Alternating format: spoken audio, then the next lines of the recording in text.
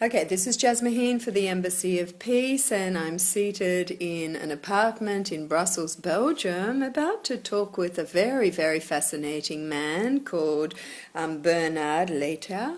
Is that how we pronounce it? Lietaer. And while he's written many books, we're here to interview him today on one, which is called Money and Sustainability, the Missing Link. So welcome. Thank you very much.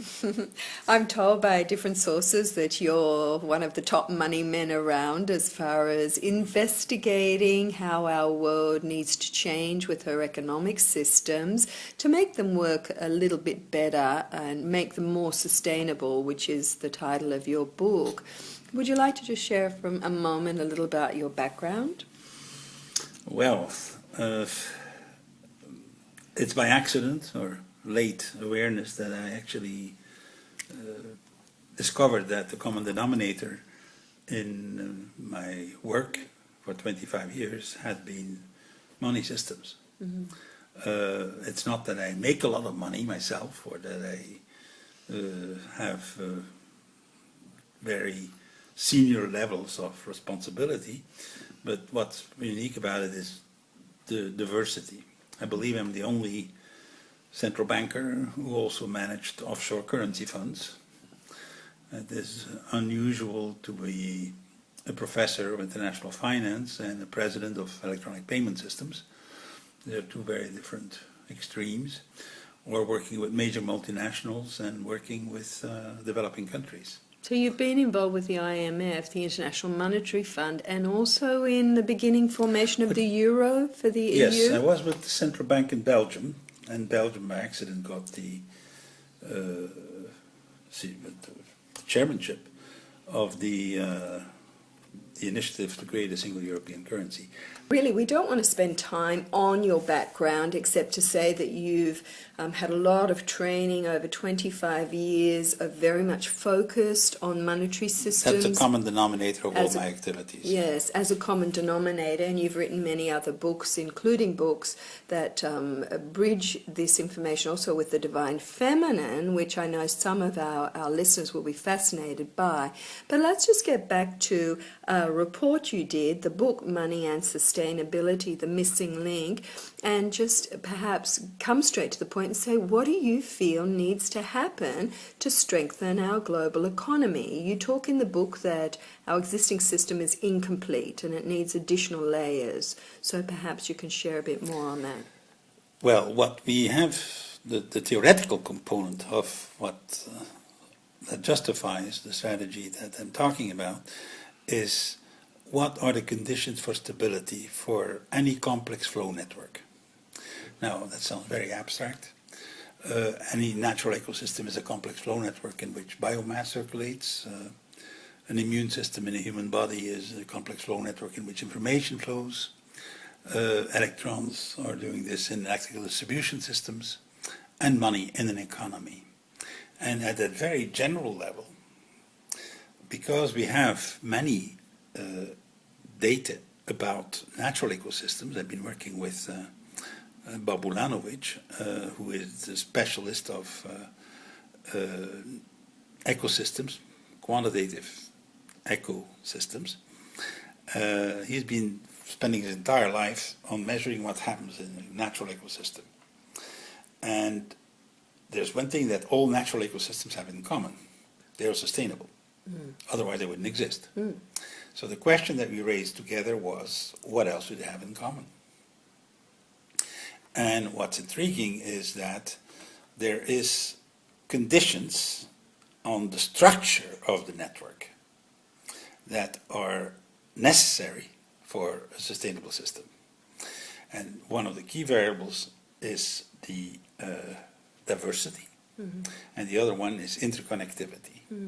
Let me focus on diversity, because that is what's been missing in the field of economics. So just to clarify, hold that, don't lose that thought, but to clarify, you're basically saying for any system to be sustainable, whether it's economic, environmental, or anything, that it does have a structure that depends on the things you're about to explain. And if we get the structure, complex flow network. Yes, and if we get the structure identified, you can apply it across the board to everything. Exactly. to every complex flow network. Excellent. Right. Okay, there are things that are not complex flow networks. A mountain, a rock is not a complex flow network. Okay? Yeah, but human existence is. Humans, lots of our human systems are, including, for example, blood distribution or immune systems. Okay, so there are general rules, and one of them is that you need to have a minimum level of diversity and a maximum. You can overshoot. And this will depend on whether you are pushing efficiency. If you want to push efficiency very far, you will actually reduce diversity. And then what we're sacrificing is resilience, the capacity for a system to adapt to a change in the environment or a change in the context in which things are evolving. So a money system is a complex flow network in which money circulates. That is what an economy does. And we have been artificially keeping a single type of currency worldwide, everywhere. All our monies are created the same way. Even under the Soviet system, it was that way. All our modern money systems are created by bank debt. And the only difference between the Soviet system and the capitalist system was that in the Soviet system, the shareholders were the government, while in the capitalist system, that only happens when the banks get into enough trouble. Then the government takes them over for a while to get them back in shape. But the system is the same. And the consequence of that is, like any monoculture, it can be very efficient. The efficiency for circulating money is quite extraordinary today. There are well over $4 trillion exchanged per day in the foreign exchange markets, which is 2% of which are for all the goods and services being exchanged in the world, and 98% are speculative. So the volume, the efficiency of processing volume is quite remarkable, but it is fragile. We have had 425 countries that have gone through a crash of several types. One of them is a banking crash like we had in 2007, 2008. It can be a currency crash like happened in the ruble or with the peso in Argentina, or it can be a governmental debt crisis like we have now in Greece or very soon in Spain. So we're all, these are simply three different phases of the same systemic manifestation of instabilities. So that is why I believe we need to have a diversity in currency systems, and we're actually having this process spontaneously emerging as we speak. Over the last 20 years, there have been following more than 5,000 systems that have emerged out of nowhere. There were two of them in 1986. So people are reinventing money themselves. So you're talking now, we're going into alternative things to run alongside of our existing system to strengthen it, adding the diversity. So, for example, the barter system. Barter systems are, and you don't have a currency, if you take it literally. Exactly. When you take it literally. Most of what they call barter, commercial barter, is in fact a currency. They're using an internal currency whose value is supposed to be the same as the national currency. So that's one form. They were also talking about social purpose currencies, things like LETs, local exchange trading systems, things like time banking, but also business-to-business systems, like we have the beer in Switzerland. All these systems are different ways to provide a media of exchange that is other than the conventional currency. And I call them complementary, not alternative, because an alternative would be an alternative is when you don't need of. Instead of. So this is in addition to this adding is parallel diversity. with. Yes. There is a philosophical basis behind that actually is justified. We have actually been able to prove through this work on the complexity theory that the insight of the Taoist philosophy of the need for a balance between yin and yang, as they call it, of the yang being the more masculine type of energy, the yin being more the feminine type of energy, that you need a balance in these two types of energies for a system to be stable, to be able to sustainable. So for our new agey sort of metaphysic listeners, it is basically, you could even sum it up, that the current economic problems can be that it's too patriarchal, too left brain, and we also need to balance it with a bit more matriarchal, divine feminine, right brain, intuitive, more flexible systems as well. If I may restate it slightly differently. Please do. Let me put it this way. Yes. If you take all patriarchal societies in history, Sumer, Babylon, Greece, Rome, and since the Renaissance in Western society, they all have the same money system. A monopoly of a centralized currency with interest. Interest was invented in Sumer at the same time as the patriarchal society was emerging for the first time. We're talking 3200 BC. We're talking 5,000 years of history here. And all those patriarchal societies have always tried, and mostly succeeded, in having a single currency, top-down, controlled top-down, with interest. So actually an interest is a process of concentrating resources at the top. The people who have a lot of resources or a lot of money automatically get more of it, for the simple fact that the interest provides that flow. Now, all matrifocal societies, and I'm using matrifocal and not matriarchal, because a matriarchal society has never existed. A matriarchal society would be a society in which the male is reduced to a procreative role. That would be There the have extreme been a form. few tribes like that. Yes, but they have not been Successful. Successful. Because it's out of balance. Yeah. Yes, exactly. They have not survived a long time. The one example is the Amazons, which is mythology, and have actually never found an archaeological or a historical or anthropological example where people have gone that far. That would be matriarchal society. Matrifocal societies have existed. Matrifocal society is a society that honors feminine values, and the shortcut to find where you are is look at the image of the divine. A society that has, well, at the extreme form, a single god with a big beard who has created it all without a girlfriend, you're probably in a patriarchal society, okay? While if you look at societies like Egypt, dynastic Egypt, where Isis was the big player, Osiris was the poor guy who got in trouble and that she saved repeatedly out of love. The period of the 10th to the 13th century in Western Europe, which is a period where the cathedrals were all built, and they were all built for a lady, okay? Typically for the Black Madonnas of that time. So, which is the feminine in her own power. So in these societies, both in Egypt and in Central Middle Ages, from the 10th to the 13th century in Western Europe, we've had a monetary ecosystem. Two different types of money. You had a patriarchal type currency, which can be saved and accumulated with the same rules as a patriarchal society, with interest and all that.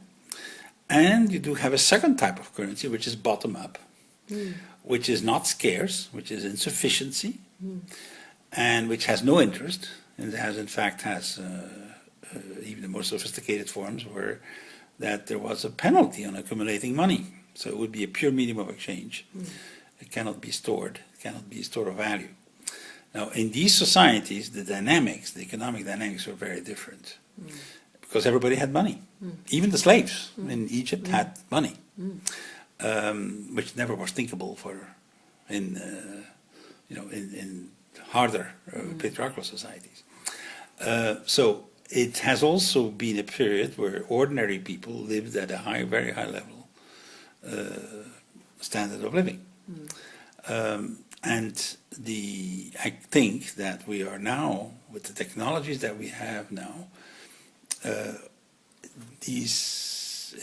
the information age, I see the modern forms of the complementary currencies as a manifestation of first of all, the technology that's involved, and number two, the values that are behind it. This emergence of feminine energy, which takes that form, which is actually manifesting in the form of a currency that is of a yin nature, to put it back with the Taoist philosophy. And when you have these two systems in balance, very different things become possible. And much of my work has been to show kind of monetary innovations that would solve different types of problems, ranging from aging of society, which we don't have solutions for, to making people think long term, like corporations think long term, which is would be necessary for having a sustainable development strategy on a planetary level, job creation in an information age and all that stuff.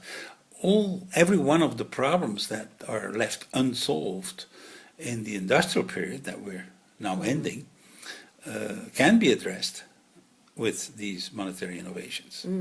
So people, if they want to look at all the background and the arguments, can read your book, Money and Sustainability, The Missing Link, and look at the arguments behind everything. But from that, what do you feel now is viable solutions that can strengthen the global economy with these complementary realities that give a greater diversity and make it more sustainable? What do you feel we need to focus on now? Well, what would you like to see happen? What is happening as we speak, without anybody having to convince anybody to do some things, is local currencies. That is useful, but it is not scalable. The kind of monetary innovations that are currently emerging spontaneously tend to be local, therefore small scale, involve about 500 active people per unit, per system, and that's fine. I compare them to capillary vessels for your blood distribution.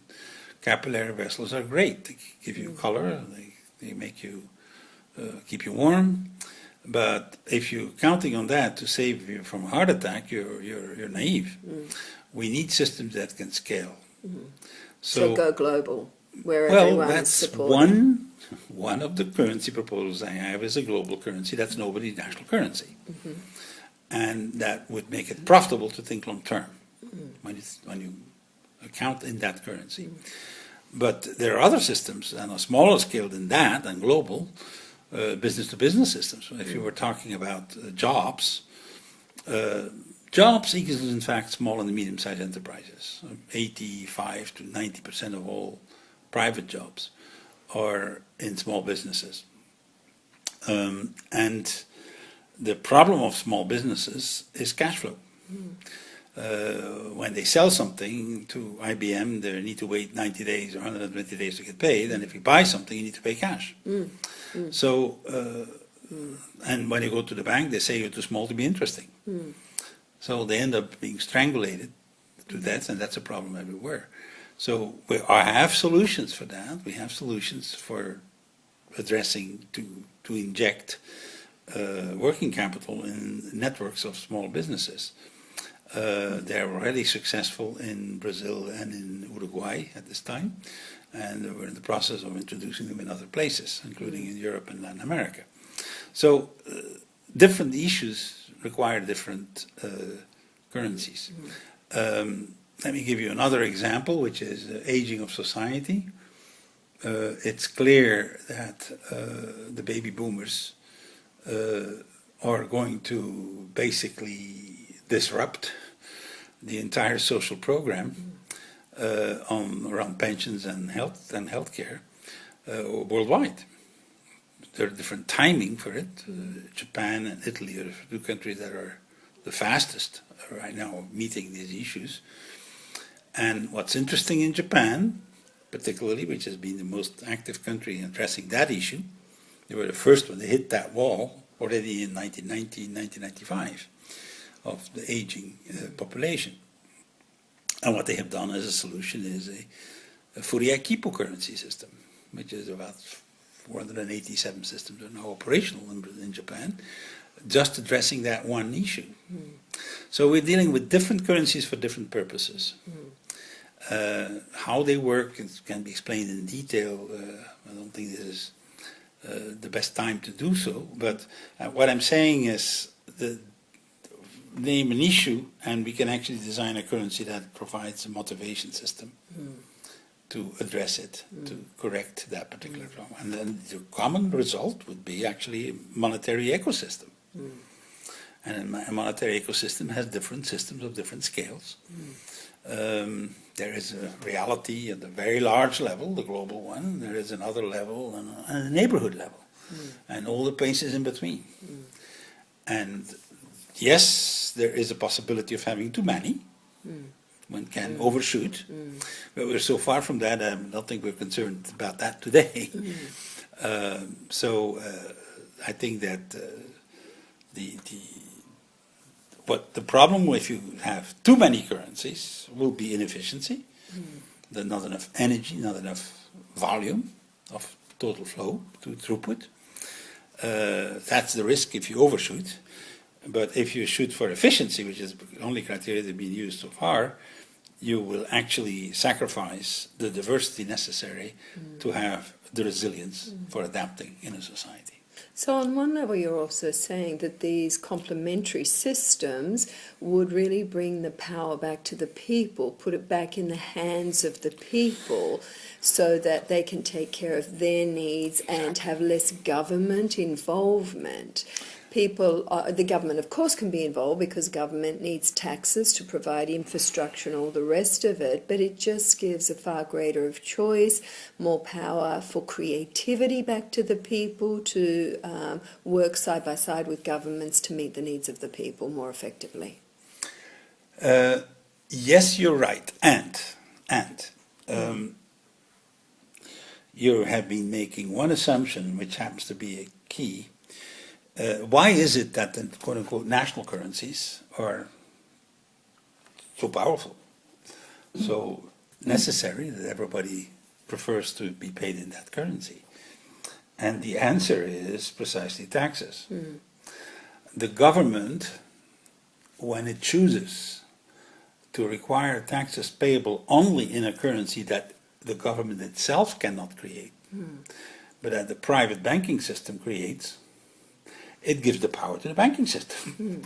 Okay, so I think governments should be aware of that they have a lot of power by choosing which type of currency they decide to accept in payment of taxes. If they choose to have a single currency, then only the currency created by banks, it's going to be the banks who run the show and not governments.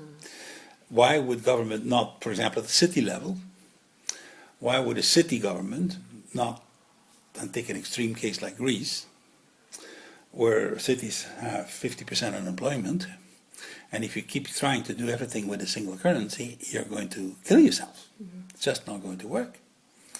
Why would a city not issue a currency and require a payment of taxes in that currency? If you want to live in that city, you need to bring 25 units at the end of the year, and here's the list of activities we want you to perform in order to earn these units.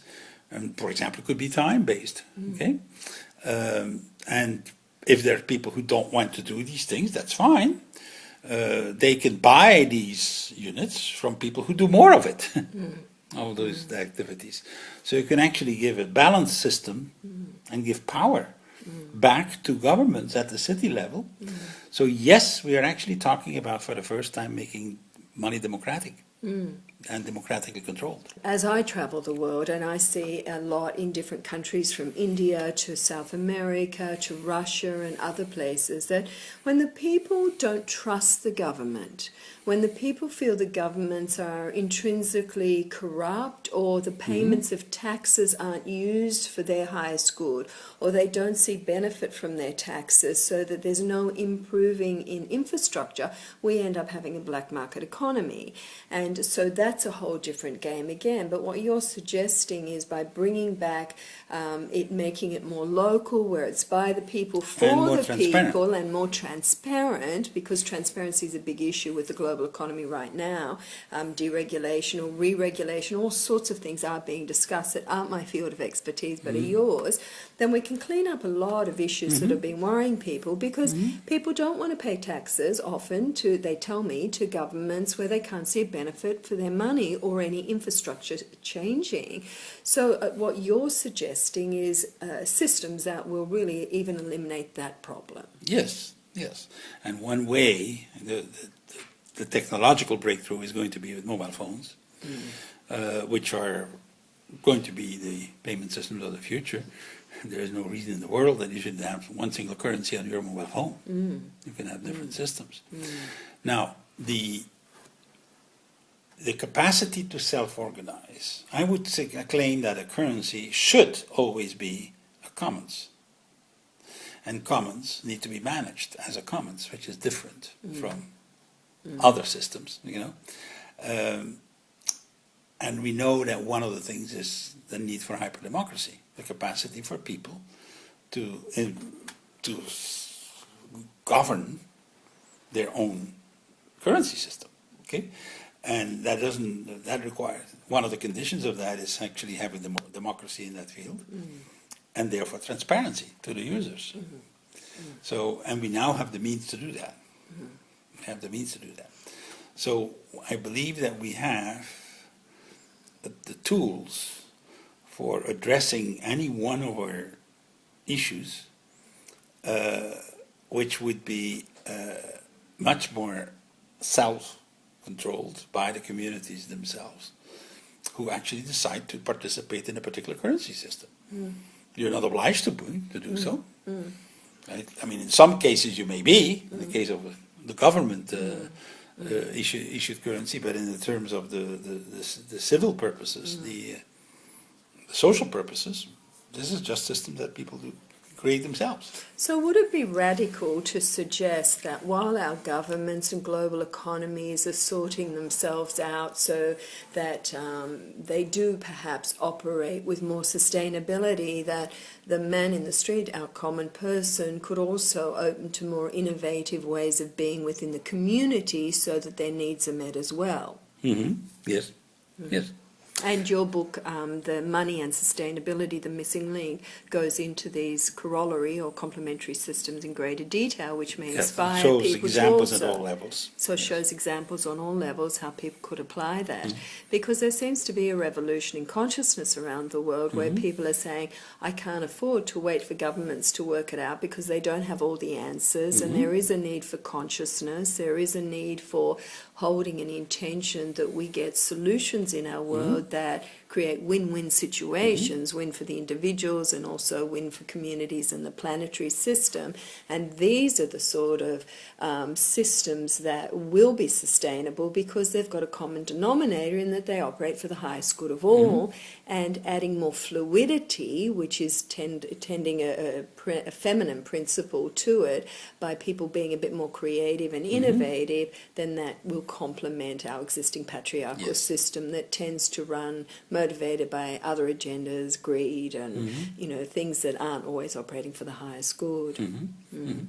The tools are now available to provide incentive schemes that are designed by people themselves for getting activities performed that otherwise wouldn't happen spontaneously. Yes, and there's a new system in business now where businesses are aware that if they reward their employees more from profit incentives or shares in companies, etc., that the people deliver a lot better in business as well, rather than it being a top-down system. As you said, it's a bottom-up system, and that means those type of businesses that are doing that are thriving as well. So we're already seeing examples of this. But, I'd like to complete our interview with two questions. One, on a global level, what do you suggest, as briefly as you can, in a nutshell, because people can read your book, but what do you suggest that the global governments need to be doing to really stabilise our economic systems globally? And then the second one is, what about the man in the street? What can the common person do? What do you feel is best on both levels? Big question. Let me start with the second one. Ordinary people. I believe that people can gather in communities.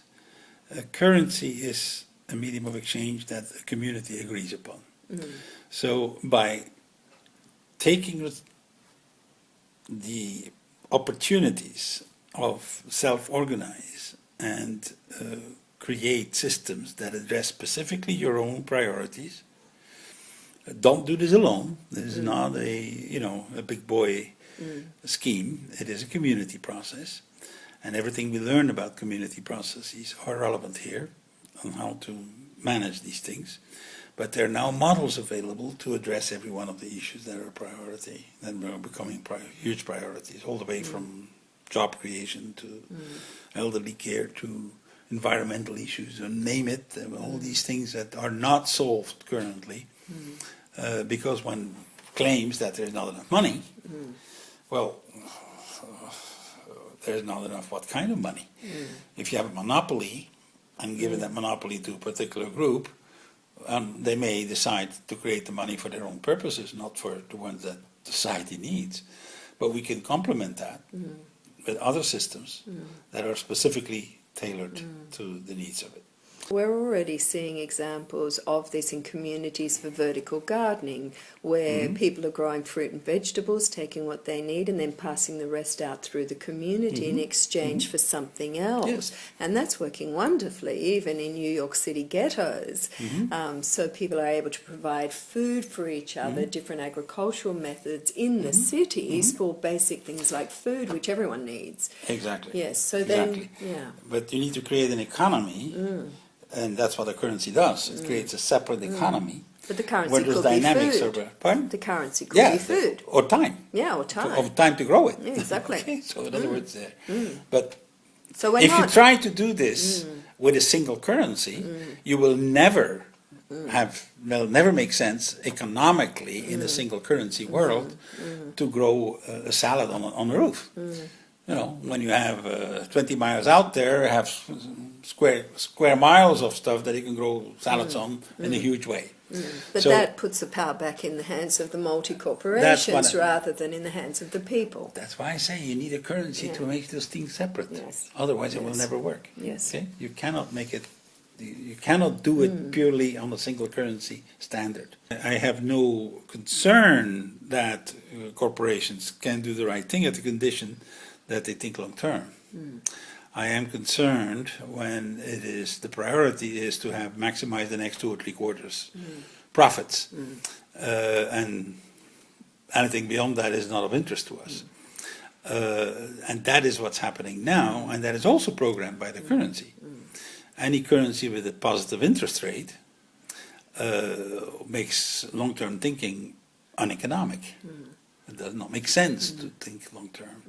And there is a currency, which I call the Terra, which is backed by a basket of the major commodities that are in part of a global trade, that would make it profitable to think long-term.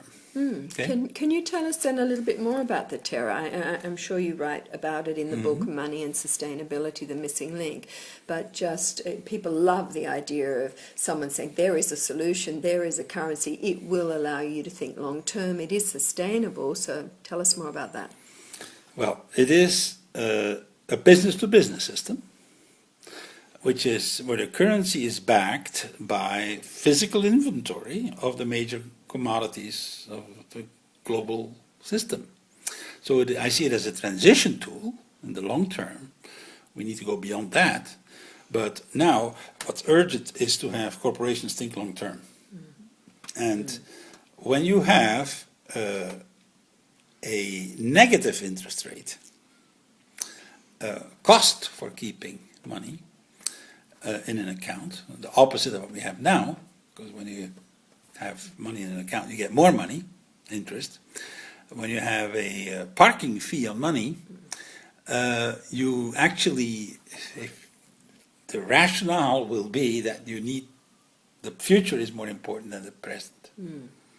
So it reverses the whole process of discounting the future And the consequence is that something that is in the future becomes more important than the immediate profits. So are you like saying then that instead of storing money and accumulating money, money then becomes, there's an incentive with negative interest to keep money circulating like a river with a long-term reality of getting investments in other ways than just accumulating cash? One of the features is what you just said, in terms of the activation, that basically people don't store value in the form of money, but or in that kind of money, because don't forget, this is all complementary to the existing system. You still have your dollars and your pounds and your euros to do the stuff that you do now, okay? But by using a currency that's neutral, that is nobody's national currency, and which has actually represented the purchasing power in the long term, which is the basket of commodities, that's how we measure inflation, right? So in other words, by having the commodities themselves being the unit of account, the basket of it, you actually have a more stable currency in terms of value. And you can compare results around the world. And at the same time, by having the cost of storing these commodities, because there's a cost, physical cost of storing physical things, you need to have an insurance, you need to have a guardian, you need to have a storage facility. These things cost money. Therefore, there's actually a penalty of accumulating that currency. There is a storage cost. And then when you use a negative interest rate for discounting the future, the future becomes more important than the present. So you reverse the whole process. It becomes profitable to think long term for businesses. And I think that is a precondition for us to evolve towards a sustainable planet where they reverse the priorities of corporations that are actually choosing a currency that makes sense for the shareholders to think long term. We need to reverse that, what they currently do. A lot of our economic decisions aren't always for the highest good of our environment as well, because we do think short-term in profit-making and what the bottom line is rather than long-term in sustainability. So obviously this issue is interconnected, and yet a lot of big business may say, but it's too expensive to be so environmentally conscious, or, you know, that's going to eat away too substantially initially on our bottom line. But this is the sort of thinking that people are saying we now have to go beyond and look at operating systems on the planet that are good for Mother Earth, good for the people, good for the environment, good economically across the board. So what do you feel then is the best message you can give for our future globally and for our people? I think that the means exist today, and they did not exist in previous generations, to actually provide, give the power back to the people on the priorities that they want to address. And a currency provides a tool to give an incentive, motivation system for these things to happen. I see this as a transition. I think that it was in Star Trek, Dr. Spock, who said in 2400 we don't have any money. Everybody does things because they're passionate about what they're passionate about, and they do this to develop themselves and develop their community.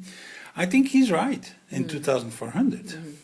Maybe we can do it earlier. We need to have a transition tool. I think going over from where we are now to that in one step is not going to happen. And what I'm talking about are transition tools. Transition tools that actually provide motivations for doing the right thing with the priorities that you're just mentioning. In other words, things that work for everybody. And you can motivate people where they are from now, at the level of consciousness where they are now. And by doing this, provide the preparatory steps to get rid of all money, not all the the conventional money, but also complementary currencies will not be necessary. I see it as a crutch. We have had our feminine leg, the yin side of society, completely weakened for thousands of years. We need to rebuild it with yin currencies. And when the two systems are in balance, you may get rid of all of it and go for that nirvana world that Dr. Spock was talking about. But what I'm talking about is how do you get from here to there? And I think we need the new tools that are available for doing that. And I think with all your research and your book, Money and Sustainability, what it will do is hopefully provide a little bit of fertilizer for more individual creativity as people come back into looking at their community, their contribution to the community. How can we run the community so that everyone's needs are met while all the other global issues bubble along with the big corporations, etc., behind the scenes? And you've offered some structure, you've offered some insight, which would really just inspire more personal creativity, which almost takes us back to tribal cultures, where some of the tribes have, like I know the Mamos in the Sierra Nevadas in Colombia, and you've spent time with them, as have I. And everybody in that community self-selects a job to do that is they are happy to do, they're skilled at doing, with the attitude that this is good for my community, so I do it willingly and with joy. And so they can be a very happy cashless society where everybody's needs are met. One person may specialize in farming, another in textiles, and together as a community they meet regularly, they talk about their needs, and they have a completely different system of operation that has kept them in harmony with each other and Mother Earth for a long time. So if we how do you scale that up? Yeah, now you've got to scale it up on a global level. We need to make this happen in societies that don't have this tradition. But step by step, within each community. First, the individual. What those currencies would do is actually provide a tool to motivate these things to happen. Exactly. And then at a certain point, yes, you're right, we can. I don't think we're going back to a tribal level. No. We're having at the same time the tribal level and the global level. We need the global systems and we need local level systems. And both together can actually get us into a reality where what you're describing becomes doable and becomes operable. Because communities really are tribes. And the question is, can we take the best of all systems we've witnessed in the world and blend it all together? So obviously there's some things that don't work and some things that do work, but it goes back to people being willing and open to be more self-responsible perhaps in the way we're running our communities, more in self-mastery and more community-orientated as well. Yes, these complementary currencies would be training tools, transition training tools to behavior patterns that we are lost. And once they're back in place, then you can throw away all the crutches and go there. So you can actually see a world without any money as we know it? Yes, in 2400. Well, I'm sure all those who love Star Trek would agree. And, you know, I saw a documentary not too long ago, and William Shatner was saying all those baby boomers who watched the early Star Trek with all the pretend mechanisms for medicine have now grown up to be doctors and scientists and have created those very tools. So maybe there's a lot to be said with the ideas put forward in Star Trek. So, well, it's been fascinating to talk to you, and I do like to recognise so many experts in their fields around the world, and on behalf of the Embassy of Peace, it's nice to share your insight and your expertise on the economy and the global financial situation. I'm in no way an expert myself, and I hope the questions we've asked have been suitably intelligent, a little different perhaps from an economist, but we are looking at it from a more community, local level too. There are never stupid questions, only stupid answers. Well, on that note, we will leave it. So we're inviting everyone, come on, be a bit more creative. Let's look after our community in different ways while our planet continues to reweave all her structures so they do operate for the good of all. So thank you, Bernard. It's been wonderful to talk to you today. Thank you for having me.